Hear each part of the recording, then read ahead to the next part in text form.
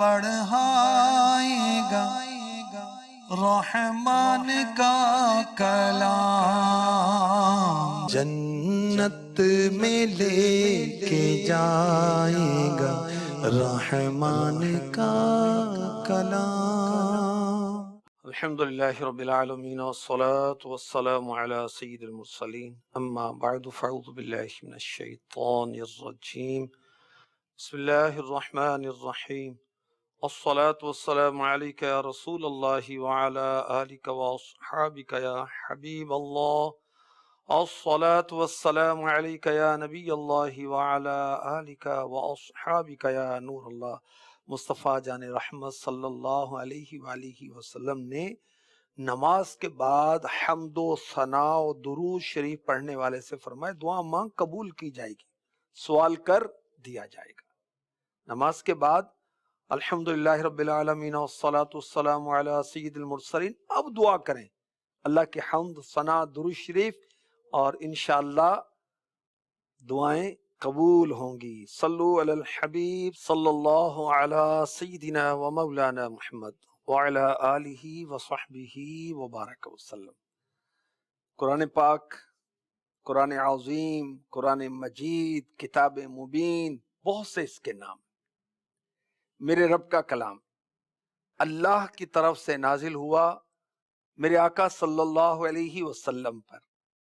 جبریل امی علیہ السلام لے کر آتے تھے، میرے آقا علیہ الصلوۃ والسلام سن کر یاد کر لیتے تھے۔ یہ میرے آقا علیہ الصلوۃ والسلام کا عظیم معجزہ ہے کہ آپ تکرار کیے بغیر سن کر قرآن پاک حفظ فرما لیتے، سبحان اللہ۔ اور قرآن پاک صحابہ کرام علیہم رضوان نے جمع کیا۔ دور رسالت میں قرآن پاک کاتبین وحی لکھتے تھے اور حفاظ صحابہ کرام بھی تھے۔ پھر یہ قرآن پاک جمع کیا گیا صدیق اکبر رضی اللہ تعالی عنہ کے دور مبارک میں،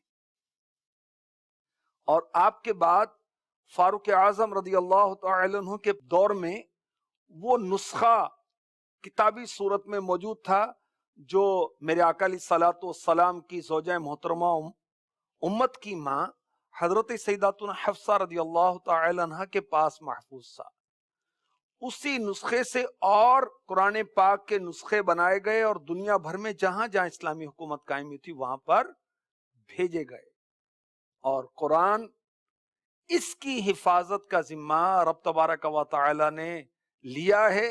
اس میں کوئی بھی تبدیلی نہیں کر سکتا۔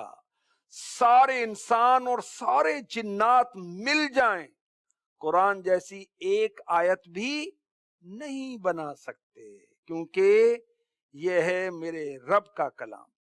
قرآن پاک کی ایک شان یہ بھی ہے کہ پچھلی جو آسمانی کتابیں تھیں، توریت، انجیل، زبور وغیرہ، ان کی تصدیق بھی قرآن پاک نے کی۔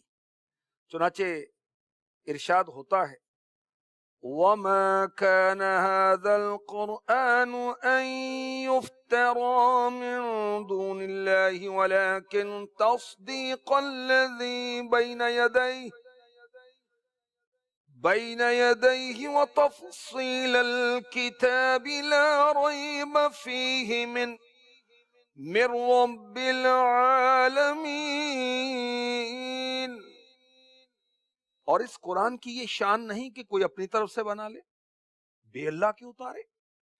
ہاں، وہ اگلی کتابوں کی تصدیق ہے اور لوح میں جو کچھ لکھا ہے سب کی تفصیل ہے، اس میں کچھ شک نہیں، پروردگار عالم کی طرف سے ہے۔ قرآن کی کتنی شانیں اس آیت میں بیان ہوئی کہ قرآن کی یہ شان نہیں کو اپنی طرف سے بنا لے، یہ رب کا نازل کیا ہوا ہے۔ اور قرآن کی ایک شان یہ ہے، یہ پچھلی کتابیں جو آسمانی تھی، الہامی تھی، روحانی تھی، ان کی تصدیق کرتا ہے، اور کوئی شک نہیں کہ یہ رب کی طرف سے نازل کیا گیا۔ مکے کے کفار اس وہم میں تھے کہ قرآن نبی اکرم صلی اللہ علیہ وسلم نے خود بنا لیا ہے، ان کا وہم دور کیا گیا اس آیت کے اندر۔ کہ قرآن کی یہ شان نہیں کہ اللہ پاک کے نازل کیے بغیر کو اپنی طرف سے بنا لے، اور یہ قرآن رب تعالیٰ کی طرف سے وہی اس نے اپنے رسول پر نازل کیا، مبرہ ہے جھوٹ سے، افتراء سے، اور ساری مخلوق عاجز ہے اس جیسا قرآن بنانے کے لیے، اور قرآن تورات انجیل کی تصدیق کرتا ہے۔ سبحان اللہ۔ قرآن پاک میں لوح محفوظ میں لکھے ہوئے حلال و حرام، فرائض و احکام کی تفصیل ہے۔ لوح محفوظ اس میں کیا ہے؟ جو کچھ ہو چکا، جو کچھ ہوگا، ساری ڈیٹیل اس میں موجود ہے دنیا آخرت کی۔ تو جسے قرآن کے اسرار میں سے کوئی چیز عطا ہوئی، اس سے لوح محفوظ جاننے کی حاجت نہیں، اور میرے آقا صلی اللہ علیہ وسلم پر قرآن نازل ہوا تو آپ کو ساری اولین و آخرین کی خبر ہے۔ آپ کو کہا جاتا ہے عالم ما کانا وما یکون، جو کچھ ہو چکا، جو کچھ ہوگا، اس کے جاننے والے۔ سبحان اللہ۔ تو قرآن کی یہ شان ہے کہ قرآن نے پچھلی کتابوں کی، توریت کی، انجیل کی، زبور کی تصدیق کی۔ انجیل کس پر نازل ہوئی؟ حضرت سیدنا عیسیٰ روح اللہ علی نبینا علیہ الصلاۃ والسلام پر۔ زبور کس پر نازل ہوئی؟ حضرت سیدنا داود علی نبینا علیہ الصلاۃ والسلام پر۔ اور توریت حضرت سیدنا موسیٰ کلیم اللہ علی نبینا علیہ الصلاۃ والسلام پر۔ دیگر انبیاء پر صحائف نازل ہوئے، حضرت ابراہیم علیہ السلام پر، اور دیگر صحائف بھی نازل ہوئے۔ تو سب کی تصدیق قرآن پاک کرتا ہے۔ ایک اور جگہ پر ارشاد ہوتا ہے بے شک ان کی خبروں سے عقل مندوں کی آنکھیں کھلتی ہیں، یہ کوئی بناوٹ کی بات نہیں، لیکن اپنے سے اگلے کاموں کی تصدیق ہے، اور ہر چیز کا مفصل بیان، اور مسلمانوں کے لیے ہدایت اور رحمت۔ تو قرآن پاک مسلمانوں کے لیے ہدایت ہے، نجات کا راستہ ہے۔ قرآن پاک رحمت ہے۔ قرآن پاک میں ہر چیز کا تفصیلی بیان ہے، ڈیٹیل کے ساتھ۔ سبحان اللہ۔ اور یہ کوئی بناوٹ نہیں ہے، یہ پچھلوں کی تصدیق کرتا ہے، اور قرآن پاک حلال حرام کا بیان ہے، حدود و تعزیرات کا بیان ہے۔ قرآن پاک میں واقعات ہیں، نصیحتیں ہیں، مثالیں۔ مسلمانوں کے لیے ہدایت اور رحمت کیوں فرمایا؟ کہ مسلمان قرآن سے فائدہ اٹھاتے ہیں۔ سورہ یوسف کی 3 آیت میں بیان ہوتا ہے نحن نقص علیک احسن القصص احسن القصص بما اوحینا الیک هذا القرآن وَإِن كُنتَ مِن قَبْلِهِ لَمِنَ الْغَافِلِينَ۔ ہم تمہیں سب سے اچھا بیان سناتے ہیں، اس لیے کہ ہم نے تمہاری طرف اس قرآن کی وحی بھیجی، اگرچہ بے شک اس سے پہلے تمہیں خبر نہ تھی۔ تو سورہ یوسف جو ہے یہ پچھلوں کی خبریں اس کے اندر ہیں، اللہ تعالیٰ نے اپنے محبوب پر نازل کیا۔ اور سورہ یوسف میں کیا ہے؟ دین و دنیا کے فائدے کی باتیں، بادشاہوں کے احوال، رعایا کے احوال، علماء کے احوال، عورتوں کی عادت کا بیان سورہ یوسف کے اندر ہے۔ دشمن کس طرح ایذا دیتے ہیں، اس پر صبر کس طرح کرنی چاہیے، اس کا بیان ہے۔ اور نقصان پہنچانے والے پر قابو کرنے کے بعد اسے معاف کر دینا، اس کا بیان بھی ہے۔ تو اس سے سیرت بہتر ہوتی ہے، اس سے اچھی عادتیں پیدا ہوتی ہیں۔ سبحان اللہ۔ تو میرے آقا صلی اللہ علیہ وسلم کا یہ معجزہ ہے کہ آپ نے بہت ہی اچھے انداز اور بہترین طریقے سے گزشتہ اور آئندہ لوگوں کی خبریں لوگوں کے سامنے بیان فرما دیں۔ رحمان کا کلام جنت میں لے کر جائے گا، جنت میں لے کے جائے گا رحمان کا کلام، دوزخ سے بھی بچائے گا رحمان کا کلام۔ ایمان کی دلیل ہے الفت قرآن کی، حب خدا بڑھائے گا رحمان کا کلام، قرب خدا دلائے گا رحمان کا کلام، خوف خدا بڑھائے گا رحمان کا کلام۔ صلو علی الحبیب صلی اللہ تعالی علی محمد وعلی آلہ وصحبہ وبارک وسلم۔ اس سلسلے کا دوسرا سیگمنٹ قرآن کی غیبی خبریں۔ قرآن پاک نے گزشتہ حالات بھی بیان کیے جو ہو چکا تھا اور جو ہونے والا تھا دور رسالت میں، اس کے بعد قیامت تک، قیامت کے دن جنت میں دوزخ میں بیان فرما دیا۔ تو قرآن میں آئندہ کی خبریں بھی ہیں، پیشن گوئیاں ہیں۔ چنانچہ سورہ مائدہ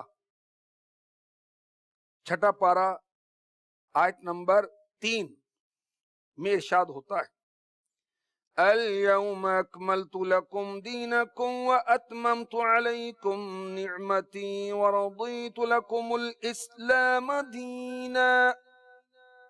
آج میں نے تمہارے لیے تمہارا دین کامل کر دیا اور تم پر اپنی نعمت پوری کر دی اور تمہارے لیے اسلام کو دین پسند کیا۔ اس آیت کے اندر ایک غیبی خبر ہے۔ وہ غیبی خبر کیا ہے؟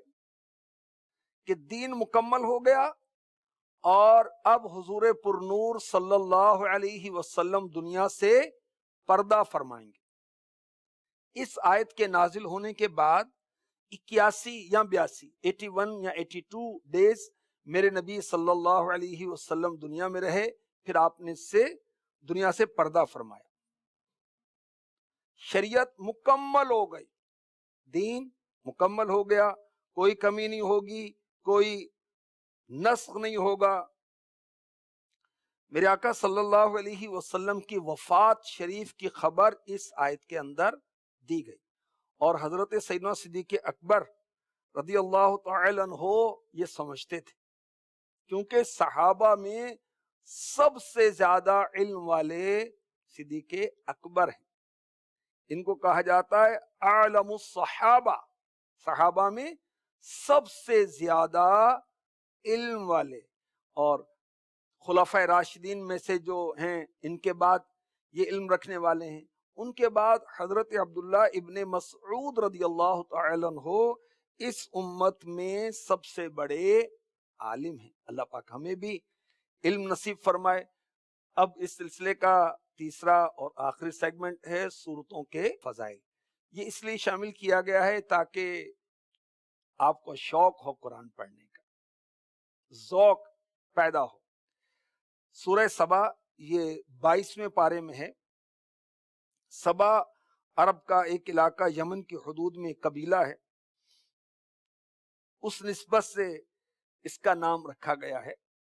اس سورت کی آیت نمبر 15 میں قوم سبا کا بیان ہے۔ اس سورت کے اندر اللہ تعالیٰ کی حمد و ثنا ہے۔ کافر قیامت کا انکار کرتے ہیں اور قیامت قائم ہونے کو قسم کے ساتھ بیان کیا گیا۔ حضرت داؤد علیہ السلام اور حضرت سلیمان علیہ السلام پر اللہ پاک نے جو انعامات فرمائے اس کا بیان اس سورت کے اندر موجود ہے۔ کفار کو غور و فکر کرنے اور قیامت قائم ہونے سے پہلے اللہ کی وحدانیت، حضور کی نبوت اور قرآن پر ایمان لانے کی دعوت بھی سورہ سبا میں دی گئی ہے۔ اس کے بعد ہے سورہ فاطر، یہ بھی 22ویں پارے میں ہے۔ فاطر اس سورت کا ایک نام سورہ ملائکہ بھی ہے۔ اس سورت کی پہلی آیت میں فرشتوں کا ذکر ہے۔ فاطر مانے بنانے والا، یہ اللہ کی صفت ہے، وہ آسمانوں اور زمین کو بنانے والا، اسی نسبت سے سورہ فاطر اس کا نام رکھا گیا ہے۔ کفار مکہ جھٹلاتے ہیں اور اللہ تعالیٰ اپنے محبوب صلی اللہ علیہ وسلم کو تسلی دیتا ہے۔ سورہ فاطر میں اس کا بیان ہے، شیطان کے فریب اور دھوکے سے بچنے کا اس میں بیان ہے، اللہ تعالیٰ کی قدرت کے آثار اس سورہ فاطر میں بیان کیے گئے ہیں۔ جو گناہوں سے بچتا ہے، نیک اعمال کرتا ہے، اپنے بھلے کو یہ سب کرتا ہے، سورہ فاطر میں اس کا بیان ہے۔ جنت میں مسلمانوں کا حال کیا ہوگا، سبحان اللہ، بہت اچھا حال ہوگا، اس صورت میں بیان کیا گیا ہے۔ کافر جہنم کے اندر کس برے حال میں ہوں گے، اس صورت میں اس کا بھی بیان کیا گیا ہے۔ اس صورت کے بعد ہے بہت ہی مشہور سورت سورہ یاسین، سبحان اللہ، جس کو قرآن کا دل کہا گیا۔ سورہ یاسین کا نام یاسین پتہ کیوں ہے؟ کہ اس سورت کا آغاز ہوتا ہے نا، یاسین والقرآن الحکیم، تو یاسین کا لفظ شروع میں آتا ہے، اس لیے سورت کا نام یاسین ہے۔ اور سورہ یاسین کو قرآن کا دل کہا گیا، اور میرے نبی صلی اللہ علیہ وسلم نے فرمایا جس نے سورہ یاسین پڑھی اللہ تعالیٰ اس کے لیے 10 بار قرآن پڑھنے کا ثواب لکھ دیتا ہے۔ جو ٹائم ہمارا سوشل میڈیا پر غرق ہوتا ہے، جو خبریں میں ہم گھسے رہتے ہیں، سورہ یاسین پڑھ لینا بھائی، روزانہ ایک بار پڑھ لیں، 8-10 منٹ لگیں گے، 8-10 منٹ میں غور کیجئے، 10 قرآن کا ثواب جس کو مل جائے اسے اور کیا چاہیے؟ لیکن غفلت چھائی ہوئی۔ میرے آقا صلی اللہ علیہ وسلم نے ارشاد فرمایا، جو اللہ تعالیٰ کی رضا کے لیے سورہ یاسین شریف پڑھے گا، اللہ تعالیٰ اس کے پچھلے گناہ بخش دے گا، اسے مرنے والے کے پاس پڑھا کرو۔ سورہ یاسین کی یہ تاثیر ہے کہ یہ سورت اگر مرنے والے کے پاس پڑھی جائے تو اس کی روح آسانی کے ساتھ قبض ہوتی ہے۔ اللہ اکبر۔ اور حضرت عطا بن ابی رباح رضی اللہ تعالی عنہ فرماتے ہیں کہ رسول پاک صلی اللہ علیہ وسلم نے فرمایا، جو دن کے شروع میں سورہ یاسین پڑھ لے اس کی تمام ضرورتیں پوری ہوں گی۔ پریشانیاں، دشواریاں، تنگ دستیاں، ناچاکیاں، قرضے داریاں، بے اولادیاں، اولاد کی پریشانیاں، صبح سورہ یاسین پڑھیں، شام تک خیر ہوگی، شام کو پڑھیں، صبح تک خیر ہوگی، صبح شام ایک ایک بار سورہ یاسین پڑھیں، انشاءاللہ دن رات خیر خیر خیر خیر ہی خیر نصیب ہوگی۔ میرے آقا صلی اللہ علیہ وسلم نے فرمایا، جو شخص ہر رات سورہ یاسین پڑھنے پر ہمیشہ کی اختیار کرے، یعنی ہمیشہ پڑھے، پھر وہ مر جائے تو شہادت کی موت مرے گا۔ سبحان اللہ، سورہ یاسین کی اتنی زبردست فضیلت ہے، تو اس کو یاد ہی کر لینا چاہیے۔ اللہ کرے ہم اس کو یاد کر لیں، پتہ نہیں کیا کچھ یاد ہے، سورہ یاسین شریف یاد نہیں ہے، اس کو یاد کریں، اس کو گھر میں پڑھیں، صبح و شام پڑھیں۔ اور ایک روایت میں مدنی پنج سورہ میں امیر علیہ سنت نے لکھا کہ سورہ یاسین کو پڑھنے سے 20 حج کا ثواب ملتا ہے۔ جو سورہ یاسین پڑھے گا قیامت کے روز لوگوں کی شفاعت کرنے والا بن جائے گا۔ سبحان اللہ۔ جس بچے یا بچی کی شادی نہیں ہوتی، وہ روزانہ سورہ یاسین پڑھے، انشاءاللہ الرحمن اس کی شادی ہو جائے گی۔ سورہ یاسین برکتوں والی اور رحمتوں والی، اس کے اندر کیا مضامین ہیں؟ میرے آقا علیہ الصلوۃ والسلام کے شان رسالت، قیامت میں مردوں کو زندہ کیا جائے گا، اللہ اکبر۔ انطاکیہ بستی کے لوگوں کی مثال بیان کی گئی، وہ بتایا گیا کفار مکہ کو کہ پچھلی امتوں نے جو ہلاکت پائی وہ انداز تم چھوڑ دو، اور اللہ تبارک و تعالیٰ نے اپنی قدرت کا بیان کیا ہے سورہ یاسین میں، کہ بنجر زمین کو اللہ تعالیٰ کس طرح سرسبز فرماتا ہے، رات اور دن کے آنے جانے کا بیان کیا گیا، چاند اور سورج کیسے مسخر ہیں، سمندروں کے اندر کشتیاں چلتی ہیں۔ اور اس صورت میں اس کی بھی نفی کی گئی کہ اللہ کے حبیب صلی اللہ علیہ وسلم شاعر نہیں، وہ قرآن کے ذریعے اللہ تعالیٰ کے عذاب سے ڈرانے والے ہیں۔ اللہ پاک ہمیں قرآن کی سچی محبت عطا فرمائے اور پڑھنے، سننے، یاد رکھنے، عمل کرنے کی توفیق عطا فرمائے۔ آمین بجاہ نبی الامین صلی اللہ تعالی علیہ وسلم۔ خوف خدا بڑھائے گا رحمان کا کلام، جنت میں لے کے جائے گا رحمان کا کلام۔